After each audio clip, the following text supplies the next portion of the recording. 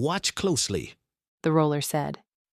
He flipped a chair around and mounted it backwards, high school guidance counselor style, and began his demo. The dice cup went up, the wrist flicked, and the dice exploded onto the table with a sound like glass marbles on tile. See that? Nothing is random. The cup always knows. He pointed at the numbers. 4, 4, 5, 5, 5. Full house. A precursor to perfection. He repeated the roll. 3, 3, 3, 5, 6. A warning. The universe abhors stagnation.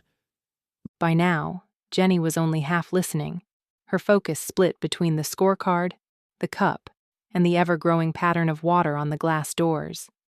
The rain had shifted from monsoon to pointillist masterwork. It struck the window in clusters, leaving dense constellations of dots. Almost, she realized, like the dots on dice. She did a quick scan. There were exactly 5 doors to the entrance, and each was covered in a patchwork of white 6-dot circles. This was either a freak coincidence or the worst viral marketing campaign in history. The roller's eyes found hers. Ready to play? Jenny wanted to be anywhere else, but she also wanted to finish her sandwich, and the only path to victory appeared to run straight through this nonsense. She cleared her throat. So what happens if nobody rolls a Yahtzee? We all just wait here until the next hurricane season? The roller's smile flickered.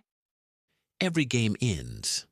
The cup decides who passes, who stays, and who gets reset. He said the last word like it tasted bitter. Chaz, now bored with his own face, started filming the rest of the group. Live from the Apocalypse Supercenter, He said, mugging for the camera. we bring you a very special edition of Hot or Not. Ms. Edna, ignoring the circus, had commandeered the community chalk and was drawing lines on the side of the glass display of the cold cuts. Game starts now. If you cross into the white zone, that's a strike. She scrawled a tic-tac-toe grid and wrote Chaz, Roy, Eddie, and Terry at the top, leaving her own line pristine. Jenny's name was already underlined, a subtle warning. The roller didn't waste time. He started the roll with Edna, who stared him down, then rolled 5 dice with the controlled detachment of a person who had once buried a husband and 3 cats. 1, 1, 2, 3, 5. Pathetic. The roller said, but without real malice. He passed to Chaz. Chaz's hands were still greasy from his hair product, and 2 dice skittered off the table. House rule, do I re-roll? He asked, but the roller just snatched the dice and shook the cup harder. 3 of a kind. Chaz declared, filming the evidence. Not bad for a rookie, right? Roy's turn. He cupped the dice and closed his eyes, as if channeling a higher power. When he let them drop, 4 6s and a 2 landed in a row. He punched the air. Told you. The system is rigged for higher values during a pressure front. The roller nodded, as if impressed. Interesting. Very interesting. He moved to Terry, who took his sweet time rolling, narrating each second for his invisible audience. Eddie rolled next, avoiding eye contact with the roller. His resulting throw just made the roller give an unsatisfied huff. Jenny rolled last. She did it left-handed, on purpose, just to spite the universe. The dice bounced off the flat surface, landing 5, 5, 2, 2, 2. A small ripple of recognition passed over the roller's face. Full house again. He said. The cycle tightens. Jenny bristled. If you're so sure of your cosmic mission, why not just roll until you get what you want? Why drag us into this? The roller stood, cup in hand, and fixed her with a stare that could melt drywall. The cup speaks only through struggle. You, more than the others, should understand this. Jenny glanced at the scorecard. The lines had gone wobbly. The letters of her name pulsed. She set her jaw. I just want to eat my sub before it gets soggy.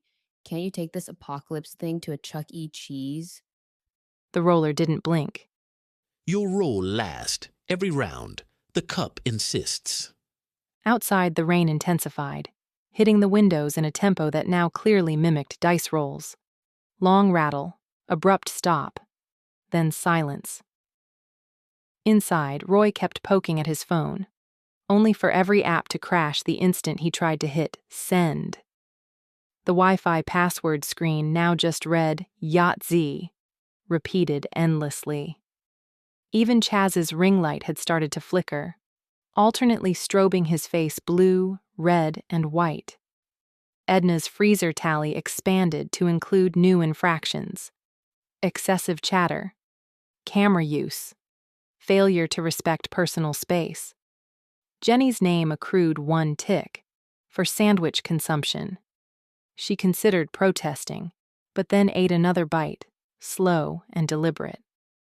The next hour passed in increments. They rolled. They scored. They waited. The storm outside refused to let up. With each round, the numbers crept closer to the mythical 5 of a kind. The group's collective nerves wore thin.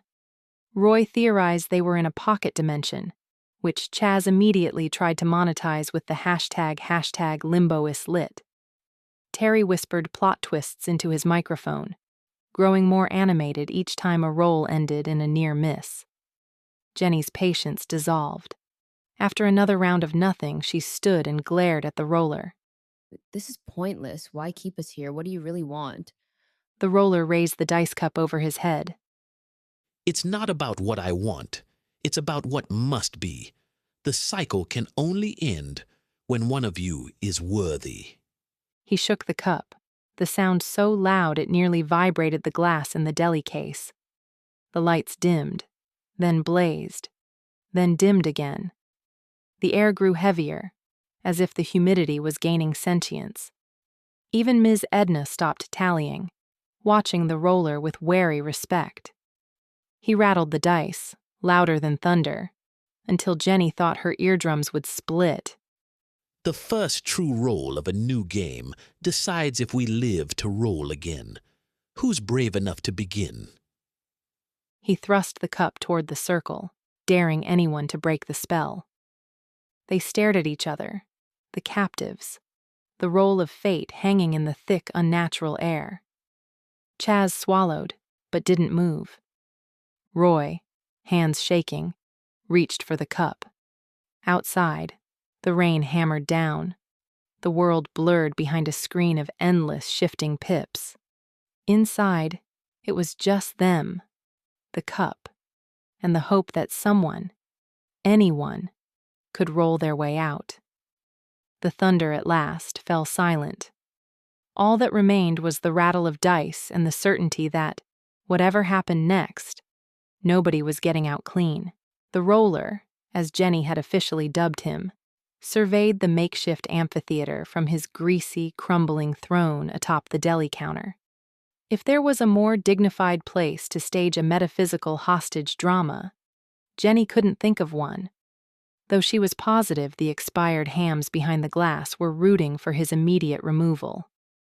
He perched there in the throbbing orange of the generator lights, legs swinging, dice cup cradled in both hands like a blessed relic. His eyes were red-rimmed and glassy, vibrating from face to face with an intensity that would have gotten him banned from most playgrounds. He did not speak at first. Instead, he held a lengthy and deeply uncomfortable silence, soaking up the tension and letting the storm outside build its own drumline. The thunder wasn't even the scary part. It was the wind's erratic keening, punctuated every so often by what might have been a shopping cart or a lost soul ricocheting off the glass doors. Every time lightning sizzled the sky, the roller's shadow warped and grew, sometimes swallowing the entire semicircle of hostages at his feet. Then, with a sudden jerk, He produced a stack of oversized scorecards and stubby pencils from a plastic milk crate at his side. With priestly solemnity, he distributed them one by one, forcing each hostage to make direct, prolonged eye contact as he handed over their fate. Take one. He intoned, his voice cracking in the back of his throat. Take it and remember, what you do here echoes forever. Ms. Edna Brewster was first this round. She snatched the scorecard with a veteran's loathing and immediately began examining its surface for irregularities, as if checking it for invisible tripwires. The roller noticed, of course, and let the moment stretch until Edna, in defiance, produced a piece of chalk from her purse and drew an enormous X in the upper right corner. She then underlined her own name and added, "Violation list," above the printed rules. The roller grinned with all his teeth. You are a natural. Next up was Chaz, who accepted his with the casual indifference of a man used to signing contracts without reading the fine print. Instead, his attention was locked onto the glow of his own phone, where he'd balanced it on a half-crushed energy drink for hands-free streaming. Yo, can you move like 2 feet left? That's where my followers expect the key light. Engagement drops if there's too much shadow. The roller gave him a look that could have curdled coconut water, but he did shuffle left, just a smidge, for maximum aesthetic. Eddie, the chess kid, accepted his card with trembling hands, immediately flipping it over to inspect the back. He blinked twice, squinted, and then carefully traced his finger along the warped blue lines, like he was searching for a cipher. The roller paused, observing him longer than the others, before clapping him on the shoulder so hard the pencil snapped in two. Strong mind. The roller said. You'll go far, Eddie. Eddie didn't respond. He looked up at Jenny and, for a second, she saw her own panic reflected there. The banana guy, who, apparently, was Terry the podcaster, reached for his card with more interest than any normal person should possess. These are custom stock, he said, running his thumb along the edge. Did you bring them pre-printed, or did you? Shut up, the roller said, not unkindly. The cup will answer all questions in time. Finally, it was Jenny's turn. The roller held the card just out of reach, making her lean forward and meet him eye to eye. She did, locking gaze and refusing to blink, even as his pupils dilated into something not entirely compatible with human biology. Jenny, he said, savoring her name. You are the anchor. Never forget it. She snatched the card, and, as expected, her name was already scrawled in spidery, precursive letters at the top. No matter how many times she rotated the card, it refused to line up perfectly with reality. The blue lines wobbled. The white space pulsed. She stuffed it into her apron, sandwich still clutched in her free hand, and tried to radiate the kind of cosmic indifference that came from years of being yelled at by octogenarians over the price of roast beef. With the hostages thus equipped, the roller began his show. He leapt from the counter, landing with a wet slap, and swept his arms wide, knocking over a small display of cheese logs. The resulting chaos, logs rolling everywhere, the smell of artificial smoke flavor, only enhanced the ambiance. Welcome to the event horizon. Chaz, never missing a beat, muttered. That's the best nightclub in Tampa. The roller ignored him. You are not here by accident. The universe, in its infinite wisdom, has brought you to this point, this singularity. Every action, every breath has led to this moment, and now you will play for your future. He took a step forward, letting the dice cup spin in his palm. The hostages shrank back involuntarily, except Edna, who was marking his movement on a grid she'd drawn in the corner of her scorecard. Here are the rules, the roller announced. Each of you in turn will roll the cup, 5 dice, one roll per round. If by chance or by skill or by sheer will you land 5 of a kind, you win. The cup chooses, the chosen leave, the rest remain. Is that clear? Roy, who had been unusually quiet, raised a hand. What happens if we refuse? The roller did a slow pivot. The dice cup gripped so tight Jenny expected it to pop. Refusal is an option, but the cup does not look kindly upon it. Consequences will be creative. Jenny scanned the perimeter. Chaz was still live commenting, but the video feed kept cutting to black every few seconds, replaced by a static scream of the word Yahtzee in blocky green text. Roy had his own phone out and was running a low-level panic search for surviving cult rituals on the dark web. Terry was already narrating, his voice a velvet monotone. The air in the room grows dense. Our captor's mania increases.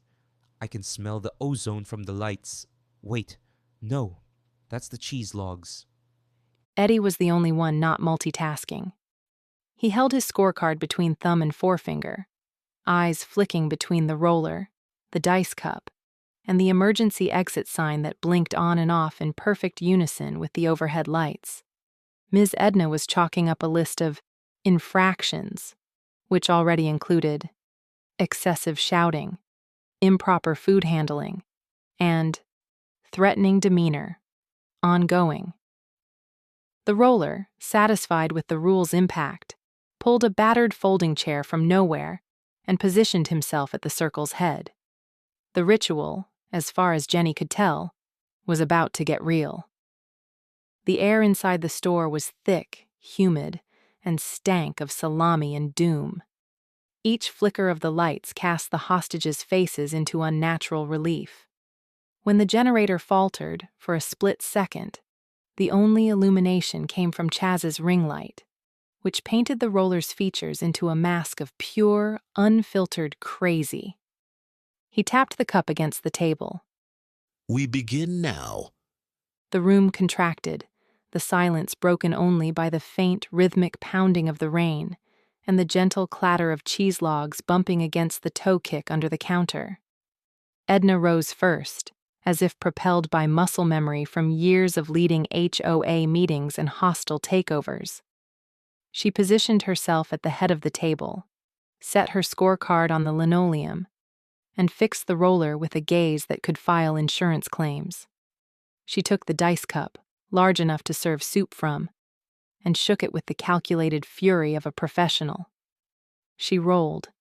5 dice thundered across the table, each one bouncing, spinning, and, just for a second, hovering above the surface as if in slow motion. Then they landed. 2, 2, 4, 6, 1. Edna cocked an eyebrow. Are the dice weighted? The roller snatched them up and examined them with great theatricality. The cup is never weighted, He said. but it is persuasive. Jenny didn't like the way he lingered on that word. Edna recorded her score and, with a little snort, returned to her seat. Your move, kid. She told Chaz, who took it as an invitation to grandstand. Chaz set his phone to selfie mode and spent a full minute angling for the perfect action shot. Then he took the dice cup, held it above his head, and declared, Let's get this bread, team. He slammed the cup down, spraying dice and droplets of leftover deli water in all directions. The dice clattered and spun and, no joke, arranged themselves in a neat little line. 3, 3, 3, 3, 2. Chaz pumped his fist. 4 of a kind, y'all. That's called manifesting. The roller nodded, eyes shining. Very impressive, He said. but not enough. The cup demands more. Roy's roll was just as unimpressive. Eddie was next. He moved like he was walking into a dentist's office. He took the cup with both hands, closed his eyes, and whispered something under his breath. Jenny caught the word probability, but not the rest. He rolled, gently, with almost surgical precision. The dice tumbled, then stopped. 1, 1, 5, 5, 5. Eddie exhaled, wiped his hands on his pants, and scribbled his result onto the scorecard. His handwriting was microscopic, but perfect, as if he'd been graded on penmanship since infancy. Terry approached the cup like it was a microphone, giving it a little tap before rolling. This is for all the listeners out there, He murmured. and for my Patreon supporters at the Platinum tier. He flicked the dice. They rolled in an arc and landed in a perfect cluster. 6, 6, 6, 2, 4. Terry didn't react, but the roller's smile got bigger. The cup likes you. He said. Finally, it was Jenny's turn. She did not want to stand. She did not want to roll. She especially did not want to lock eyes with the roller again. But the universe, in its infinite cruelty, left her no choice. She stood, sandwich in one hand, dice cup in the other, and looked straight into the void. She rolled, hard and fast, sending the dice careening off the table. One skittered into the deli meats. Another bounced off Edna's orthopedic sandal. The rest came to rest in a ragged triangle. 2, 2, 2, 5, 6. The roller clapped, the sound too loud for the room. A beautiful start. He said. The tension mounts. The stakes rise. The cup is pleased. Jenny returned to her seat, resisting the urge to chuck the sandwich at his head. Round 1 complete, the roller made a careful note on his own scorecard, then locked eyes with Jenny. See? He said, gesturing to the dice with a flourish. Not so bad. The game is older than fear, older than pain. All you must do is play. Chaz raised a hand. Is there like a bathroom break at some point? Or do we just, hold it? The roller ignored him, already prepping for round 2.